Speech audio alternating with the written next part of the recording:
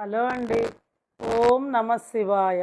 ప్రియంగు కలికాశ్యామం రూపేణ ప్రతిమం బుధం సౌమ్యం సౌమ్య గుణోపేతం తం బుధం ప్రణమామ్యహం.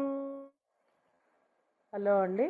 మనము రేపు ఇంకొక ముఖ్యమైన రోజు చూడండి. మనకి ఏదైనా సరే జాతకంలో కానీ ఎలాంటి దోషాలున్నా మనము ఏం చేయించుకోలేకపోయినా ఎవరినైనా అడిగితే, పండితులను అడిగితే లేదా మీ పురోహితులను అడిగితే ఏం చెప్తారు? ఫస్ట్ శివాలయానికి వెళ్ళి అభిషేకం చేయించుకోండి.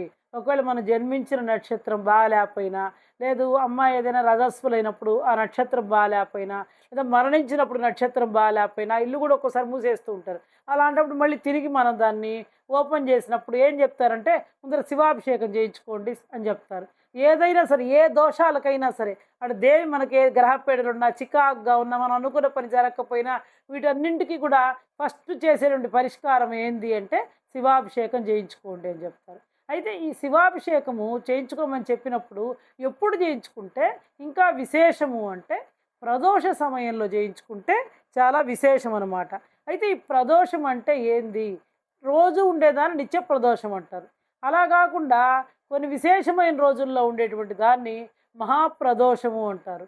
అది శుక్లపక్షంలో అయినా సరే, కృష్ణపక్షంలో అయినా సరే, త్రయోదశి తిథి గనక ప్రదోష సమయంలో ఉంటే దానిని మహాప్రదోషము అని పిలవడం జరుగుతుందన్నమాట. అయితే ఇప్పుడు సోమవారం ప్రదోషమై ఉందనుకోండి, త్రయోదశి సోమవారం వస్తే దాన్ని సోమ ప్రదోషం అని, మంగళవారం వస్తే భౌమ్య ప్రదోషం అని, బుధవారం వస్తే సౌమ్య ప్రదోషం అని, అట్లా శనివారం వస్తే శని ప్రదోషం అని చెప్పి విశేషంగా పిలవడం జరుగుతుందన్నమాట. అదేవిధంగా శుక్లపక్షంలో త్రయోదశి సోమవారంతో కూడా వస్తే విశేషం. అదే కృష్ణపక్షంలో గనకైతే అంటే బహుళపక్షం అమావాస్య ముందర గనక త్రయోదశిది శనివారంతో కలిసి వస్తే శని ప్రదోషం అన్నమాట. ఇవి చాలా విశిష్టమైనవిగా చెప్తారు. అదేవిధంగా మనకు కూడా ఏదైనా మంచి జ్ఞానం కలగాలన్నా, మనం సౌమ్య గుణం కలిగి ఉండాలన్నా, చూడండి ఒక్కొక్కళ్ళని చెప్తుంటారు, చాలా సౌమ్యుడబ్బా, చాలా చక్కగా మాట్లాడతాడు, చాలా నిదానస్తుడు అని చెప్తారు. కాబట్టి మన జాతకంలో ఏదైనా బుధగ్రహం చాలకపోయినా వీటన్నింటి పరిహారానికి ఏం చేయాలంటే బుధవారం రోజు, బుధవారానికి మరొక పేరు ఏంటంటే సౌమ్యవారం అని కూడా పేరు. కాబట్టి ఆ బుధవారం రోజు వచ్చేటువంటి ప్రదోష వ్రతాన్ని ఏమంటారంటే సౌమ్య ప్రదోష వ్రతము అని చెప్పి పిలవడం జరుగుతుంది. ఇప్పుడు అర్థమైంది కదండి. బుధవారం రోజు వచ్చేటువంటి ప్రదోషాన్ని ఏమని పిలుస్తారంటే సౌమ్య ప్రదోషం అని చెప్పి పిలుస్తారనమాట. కాబట్టి ఈ మన హిందూ ధర్మశాస్త్ర ప్రకారం ఈ ప్రదోష వ్రతము అనేటువంటిది శివారాధనకి చాలా విశిష్టమైంది, చాలా ప్రసిద్ధిగాంచింది అనమాట. ఎందుకంటే ప్రదోష సమయానికల్లా కూడా అందరు దేవతలు ఎక్కడికి వస్తారంటే శివాలయానికి వస్తారు. కాబట్టి మనం ఒక్క శివాలయానికి కనుక వెళ్ళినట్టయితే అందరు దేవతల యొక్క అనుగ్రహం కలుగుతుంది. ఎందుకంటే అందరూ అక్కడికి వచ్చి శివుడిని పూజిస్తూ ఉంటారట. కాబట్టి మనం ఒక శివాలయానికి కనుక వెళ్ళినట్లయితే ప్రదోష కాలంలో అందరు దేవతల యొక్క అనుగ్రహం కలుగుతుంది. ఇంకా దాంట్లో మహాప్రదోషం రోజు కనుక మన శివాలయాన్ని సందర్శించి శివుడిని కనుక ఆరాధిస్తే ఇంక దానివల్ల వచ్చేటువంటి ఫలితాన్ని మాటల్లో కూడా చెప్పనలవి కాదనమాట. కాబట్టి ఇప్పుడు మనం చెప్పాం కదా, శివ పూజ అనేటువంటిది ఏ టైంలో చేస్తే మంచిదంటే ప్రదోష కాలంలో చేస్తే మంచిదనమాట. సూర్యాస్తం అయితే ఈ ప్రదోషకాలం ఎప్పుడంటే సూర్యాస్తమైన తర్వాత 2 గంటల 24 నిమిషాలు ఉండేటువంటి కాలాన్ని ప్రదోష కాలంగా పేర్కొంటారనమాట. కాబట్టి అయితే ఇంతకుముందు చెప్పాను మీకు, ఈ ప్రదోషం వచ్చే రోజు తిథి వారాన్ని బట్టి దాన్ని రకరకాలుగా కూడా పిలవడం జరుగుతుందన్నమాట. ఈ త్రయోదశి రోజు వచ్చేటువంటి ప్రదోషాన్ని మహాప్రదోషం అని చెప్తారని కూడా చెప్పుకున్నాం మనం. అయితే ఈ ప్రదోషాలు 2 సార్లు వస్తాయి, ప్రతి నెలలో కూడా 2 సార్లు వస్తాయి. శుక్లపక్షంలో ఒకటి వస్తుంది, మనకి కృష్ణపక్షంలో వస్తుందన్నమాట. ఈ బుధవారం రోజు వచ్చేటువంటి ప్రదోషాన్ని సౌమ్య ప్రదోషం అంటారు. మనం రేపు ఏప్రిల్ 15వ తేదీ బుధవారం సౌమ్య ప్రదోషం, ఆ రోజు బుధవారము త్రయోదశి తిథి కాబట్టి రేపటి వచ్చేటువంటి ప్రదోషాన్ని ఏమని పిలుస్తారంటే ఏప్రిల్ 15వ తేదీ బుధవారం రోజున సౌమ్య ప్రదోష వ్రతము అనమాట. చూడండి, ఏ రోజైతే త్రయోదశి తిథి సూర్యాస్తమైన తర్వాత కనీసం 2.5 గంటల సమయం పాటు ఉంటుందో మనం ఆ సమయాన్నే ప్రదోషంగా భావించాలన్నమాట. కాబట్టి అందుకని యావరేజ్గా ఏం చెప్తుంటారంటే మన పెద్దవాళ్ళు ఈ ప్రదోష వ్రతాన్ని 5:30 నుంచి 7:30 మధ్య, అంటే కాలాన్ని బట్టి అనమాట, లేదా 5 నుంచి 7 లోపల చెయ్యండి అని చెప్పి ఎక్కువగా కూడా చెప్తూ ఉంటారనమాట. ఎందుకంటే ఈ ప్రదోష కాలం అనేటువంటిది శివ పూజకి చాలా శుభప్రదం, శ్రేష్టమైనటువంటిది అనమాట. అయితే ఈ ప్రదోష వ్రతంలో మనకి ఎవరిని పూజించాలి, దాని విధి విధానాలు వ్యాస మహర్షి రచించినటువంటి శివమహాపురాణం, ఆయన అష్టాదశ పురాణాలు 18 పురాణాలు రాశాడు కదా. కాబట్టి దాంట్లో శివమహాపురాణం ప్రకారం సౌమ్య ప్రదోషం రోజున శివపార్వతులను కనుక పూజించడం వల్ల మన యొక్క మనోభీష్టాలన్నీ కూడా నెరవేరుతాయి అని చెప్పి ఒక ప్రగాఢమైనటువంటి నమ్మకం, విశ్వాసం. ఇది మన నమ్మకానికి, విశ్వాసానికి, భక్తికి సంబంధించినటువంటిది. దీనికి ప్రూఫ్ రూల్డ్ అంటే మనకి ఎంత భక్తి, శ్రద్ధ, ప్రపత్తులు ఉన్నాయో దాన్ని బట్టే మనకు ఫలితం అనేటువంటిది లభిస్తుందన్నమాట. కాబట్టి ఈ సౌమ్య ప్రదోషం రోజున, ఈ ప్రదోష సమయంలో శివపార్వతుల్ని పూజించాలన్నమాట. ఎందుకంటే వాళ్ళు ఆ దంపతులు మనందరికీ కూడా తల్లిదండ్రులు, జగత్తుకి మాతా పితరులు అనమాట. మాతాచ పార్వతీదేవి, పితాదేవో మహేశ్వర, బాంధవా శివభక్తాచ స్వదేశో భువనత్రయం అని చెప్తుంటారు కదా. కాబట్టి వాళ్ళందరూ ఈ జగత్తుకంతా తల్లిదండ్రులు కాబట్టి ఈ మహాప్రదోష సమయంలో వాళ్ళని ఆరాధించాలన్నమాట. కాబట్టి మనం ఎప్పుడైతే ఆ దంపతులైనటువంటి ఆ శివపార్వతులు పూజిస్తామో మనం అందరం కూడా ప్రశాంత. అందులో బుధవారం అంటే సౌమ్య గుణానికి, బుధుడు దేనికి అధిపతి? సత్వగుణానికి అధిపతి కాబట్టి, సత్వగుణ ప్రధానుడు కాబట్టి మనం కూడా ప్రశాంత మనస్కులై సత్వగుణం కలిగి చాలా ప్రశాంతంగా మనం జీవిస్తాం, సుఖ సంతోషాలతోటి జీవించగలుగుతాం అన్నమాట.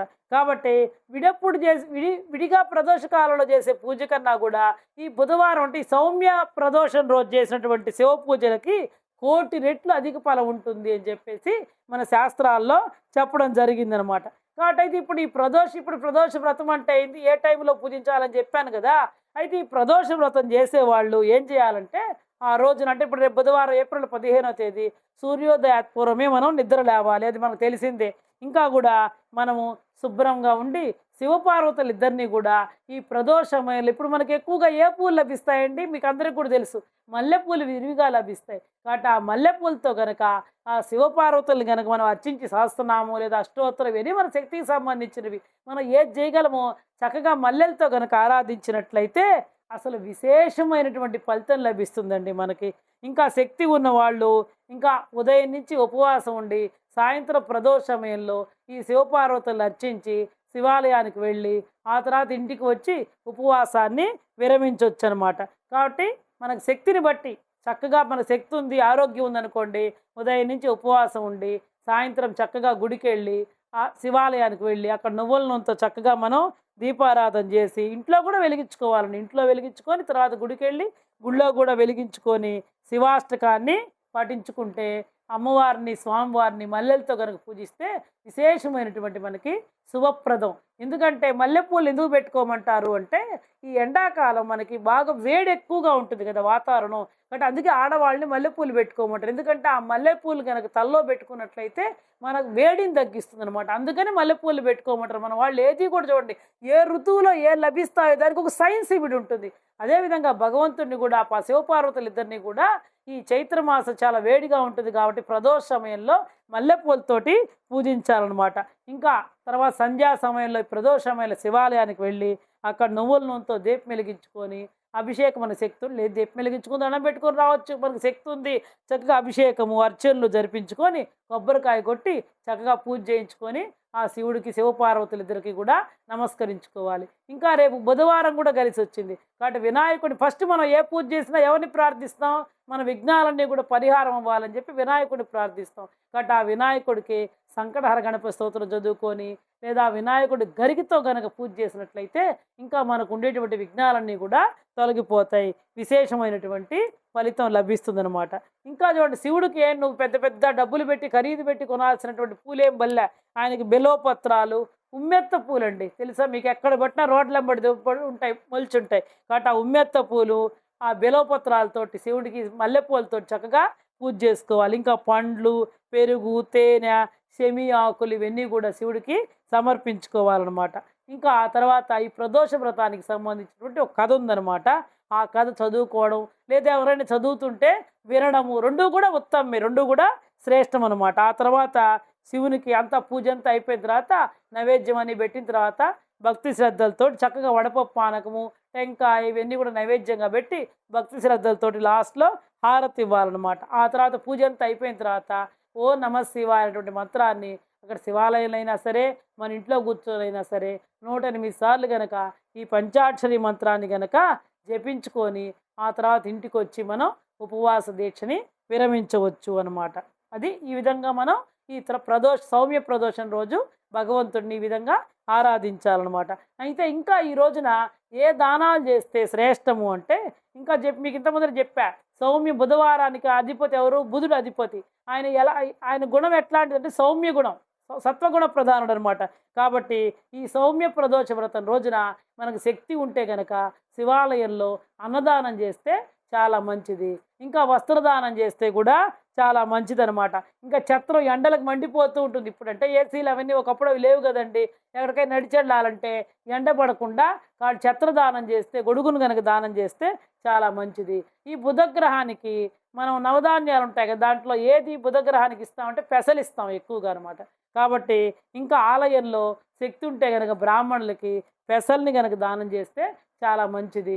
ఇంకా ఆకుపచ్చ రంగు చెప్పిందా నేను ఫస్ట్ నుంచి చెప్తున్నాను, బుధుడు సౌమ్య గుణము. మనకు కూడా చూడండి, ఆకుపచ్చ రంగు చాలా ఆహ్లాదంగా, పచ్చదనానికి, సస్యశ్యామలానికి ఆకుపచ్చ రంగు ప్రతీక అనమాట. ఇప్పుడు భారతదేశం సస్యశ్యామల దేశం అంటే భారతదేశంలో వరి పంటలు ఎక్కువగా పండుతాయి. వ్యావసాయిక ప్రాధాన్య దేశం కాబట్టి భారతదేశం సస్యశ్యామలమైన దేశం అని చెప్పి మనం చెప్పుకుంటూ ఉంటాం. అదేవిధంగా ఈ బుధగ్రహానికి కూడా మనం నవధాన్యాల్లో ఏమి ఇస్తామంటే పెసల్ని దానంగా ఇస్తాం. కాబట్టి ఆ రోజు బ్రాహ్మణులకి పెసల్ని దానం చేసినా కూడా చాలా మంచిదనమాట. ఇంకా ఎవరికైనా సరే ఆకుపచ్చని రంగు వస్త్రాలు, శివుడికి కానీ అమ్మవారికి కానీ ఆకుపచ్చ రంగు వస్త్రాలు దానం చేసినా కూడా చాలా మంచిదనమాట. ఇంకా మనం చెప్పుకున్నాం వినాయకుడికి గరికను కూడా సమర్పించి పూజ చేసుకుంటే మంచిది అనమాట.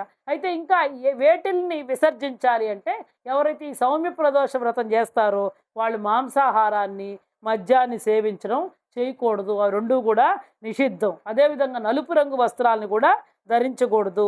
ఇంకా అదేవిధంగా ఈ ప్రదోష వ్రతం చేసేటువంటి రోజు శివలింగానికి మామూలుగా మనం కొబ్బరి నీళ్లు పెడితే అభిషేకం చేస్తాం. కానీ ప్రదోష వ్రతం చేసే రోజు మాత్రం తులసితో కానీ, కొబ్బరి నీళ్లు కానీ, కుంకుమ కానీ సమర్పించకూడదు అన్నమాట. ఇంకా ఉపవాసం చేసేటువంటి వాళ్ళు భక్తి శ్రద్ధలతోటి, ఇందాక నేను చెప్పా, భక్తి శ్రద్ధలతోటి ప్రశాంత మనస్సు, ఎందుకంటే బుధుడు ప్రశాంత గుణానికి అధిపతి కాబట్టి ఆయన సత్వగుణ ప్రధానుడు కాబట్టి మనం కూడా ప్రశాంతమైనటువంటి మనస్సుతోటి పూజ చేయాలన్నమాట.